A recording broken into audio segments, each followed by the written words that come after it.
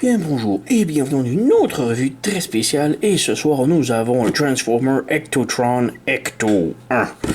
Donc c'est une collaboration entre Transformer et Ghostbusters, les chasseurs de fantômes, pour leur 35e anniversaire. Alors ils ont fait une petite spéciale et j'adore l'idée. Sérieusement, il faut qu'on fasse plus. On a la bagnole de Ghostbusters qui est extraordinaire. Et il faut que Hasbro continue dans cette ligne avec une ligne de série film, pas Studio Series, mais la série film dans le sens on a besoin de la bagnole de Retour vers le futur, de Duke of Hazzard, la A-Team. Vraiment, on a besoin de le K2000, c'est quoi, c'est Knight Rider. On a besoin des bagnoles des années 80 qui reviennent en Transformers. Ça serait absolument génial. À commencer par Ghostbusters. Mais bon, je rêve en couleur, mais j'aimerais toujours que ça arrive. Alors, Ecto One, collaboration Transformers et Ghostbusters. Il y a une bande dessinée qui vient de sortir également. Je vais mettre la main dessus. Je l'ai en magasin, mais j'ai pas été la chercher encore. Donc, c'est dans mes pre-orders de mon comic shop. Donc, on a la boîte ici qui est très G1, qui est vraiment superbe. Sur le dessus, on a une transformation très basique. En avant, le Art. Bon, le Slammer est débarqué, mais bon. Sur le côté, on a le 35e Ghostbuster avec Ecto 1 en robot. Même chose ici. En dessous, pareil. Des trucs Lego. C'est fait au Vietnam. OK. En arrière, on a une représentation très G1 des anciennes boîtes de Transformers des années 80, avec les tech specs, mais avec des petits changements ici, Trapassouri et Ghostbusters. On a Ghost Corps, Hasbro, GM, mais bon, allez, on arrête de perdre du temps et on ouvre la boîte. Rien ici, on jette. Tout d'abord, on a petit Slimer. Très bien, c'est un rubber caoutchouc très mou, mais belle petite figurine. J'aurais vraiment aimé, il y a un petit trou, mais il n'y a pas de... Excusez. Il n'y a pas de peg pour le brancher, malheureusement, vraiment sur la bagnole. Ça aurait été cool. Mais bon, c'est Slimer. Et on a la bagnole de Ghostbusters ici, avec les instructions. Donc les instructions... la transformation est tellement simple, j'ai pas eu vraiment besoin de regarder les instructions, mais bon, c'est ça. Ils sont de couleur verte pour l'occasion, parce que d'habitude c'est tout en rouge ou mauve, dépendamment de la faction. Donc c'est pas mal ça, on a la petite origine ici, new-yorkaise, ville de New York. Aussi transformation hyper simple. On va de côté. Donc, on a la bagnole. Peut-être descendre la caméra un petit peu. La bagnole, à elle seule, ça vaut la peine. Elle est superbe. Vraiment très belle. J'ai le goût de la laisser dans mes tablettes juste comme ça. Là, parce que vraiment, le mode robot est un petit peu décevant, mais la bagnole, elle est 10 sur 10. Vraiment, là, wow. On a le logo des Ghostbusters, les chasseurs de fantômes, juste ici. On a Ecto 1 comme plaque, avec un beau pare-choc chromé, le logo de la cheville, des lumières translucides. On a des lumières chrome et bleues ici. Les gyrophares ici bleus. Encore le logo. En arrière, rien. Il me semble qu'il y avait un logo par la partie arrière des Ghostbusters et la plaque. Je m'en souviens plus tellement, mais bon, on a des belles petites lumières ici. Encore là, rouge et métallique. C'est vraiment superbe les détails. Là. En dessous, c'est le mode robot. Et, comment dire, c'est un moule réutilisé de Onslaught, de Combiner Wars Onslaught. C'est un moule qui a été modifié vraiment beaucoup. On pourrait jamais dire que ce moule-là est le même que celui-ci, mais pourtant, c'est vrai. Bon, on a beaucoup de modifications, donc toute la carrosserie a été changée et Onslaught est un petit peu plus long. Donc, pas grand chose, mais oui, c'est beaucoup plus long. Mais ouais, sur le dessus, le look, vraiment, c'est impossible de dire que c'est le même moule. Par contre, quand on vient ici, comparer en dessous, c'est là que l'on voit toutes les comparaisons, les similitudes. Les jambes sont identiques, le haut des cuisses et des genoux sont pareils ici. La fourche, même si elle a un moule différent, c'est quand même essentiellement la même. Même chose pour la poitrine, même s'il y a des moulures différentes, ça reste le même. Surtout pour l'intérieur qui est comme plus ou moins pareil. Et les bras, juste épaules et avant-bras sont identiques, mais pour les bras ici c'est différent. Donc ça reste que c'est le même moule. Assez étrange, mais ouais, c'est ça. Et c'est pas mal ça, ça roule et c'est tout. Il n'y a pas grand chose d'autre à faire. Comme je dis, on a Slimer ici. On peut pas vraiment mettre nulle part autre que ici. Un petit peg sur le canon que l'on peut brancher. Donc Slimer, oui! J'aurais aimé qu'il y ait une place à l'intérieur assise, ça aurait été vraiment génial, mais bon. Transformation maintenant. Très simple, comme je dis, on débranche ça ici. On retire ça ici, qui est le fusil. On vient tirer ici. On vient débrancher l'échelle ici. On enlève ça ici. On vient débrancher le câble bleu. Voilà. Et voilà. Il y a comme 2-3 pegs ici qui sont toutes branchées sur la bagnole. On a le backpack, on va y revenir tantôt. Et là, on est avec une belle ambulance sans toit. Décapotable.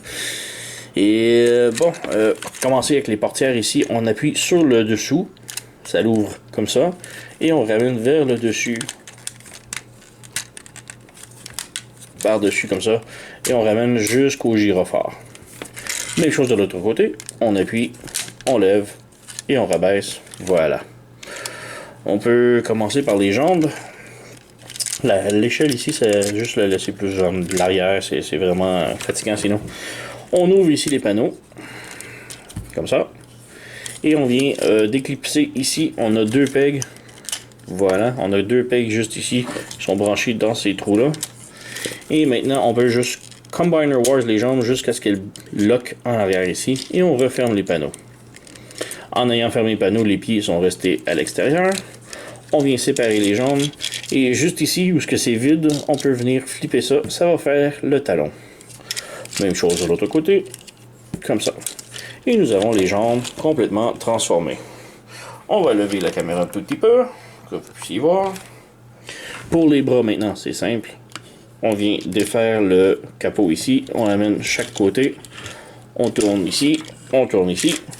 On ramène le bras vers le bas. On flippe le poignet.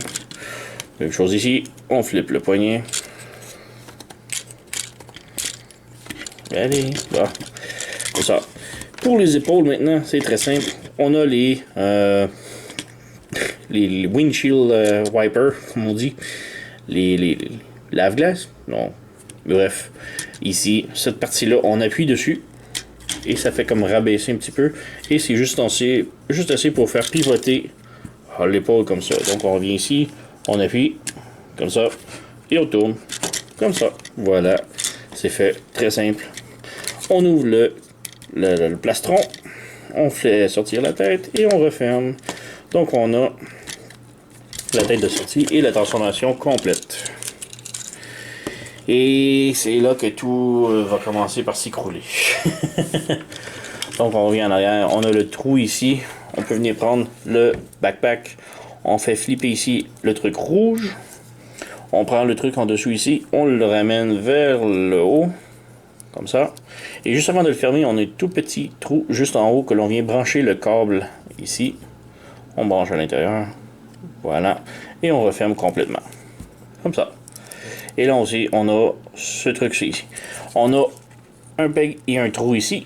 On a un trou et un peg juste ici. Donc on vient brancher dans le dos. Voilà. Et maintenant avec le câble bleu, ce qu'on peut faire, c'est ramener la main ici. On peut prendre le fusil, lui glisser. On a le choix entre le placer comme une arme comme ça. Mais moi, vu que je suis plus Ghostbuster, on va rentrer comme ça, comme dans les films, ils le tiennent par cette poignée. Et avec le câble bleu, on vient le brancher dans la poignée ici. C'est très étrange parce que c'est très serré pour rentrer, mais ça sort à rien, donc ça tombe souvent. Donc on a le fusil ici de Ghostbuster dans ses mains. Si on veut, on peut le faire tenir à deux mains. On fait juste prendre l'autre main et lui clipper à l'intérieur. Voilà, comme ça. Donc il tient. Et là, comme je dis, c'est là que tous les problèmes arrivent. Si vous avez remarqué, le backpack, il tient pas beaucoup. Il tombe souvent.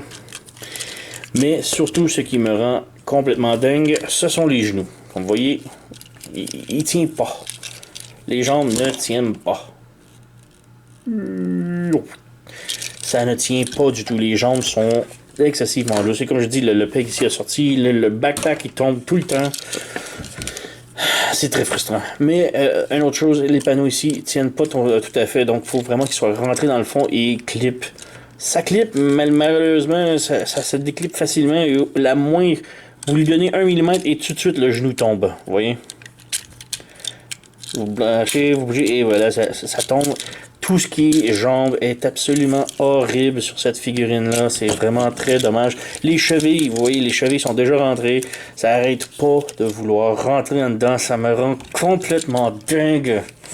Je veux tellement aimer cette figurine-là, mais en mode robot, elle me fait tellement chier.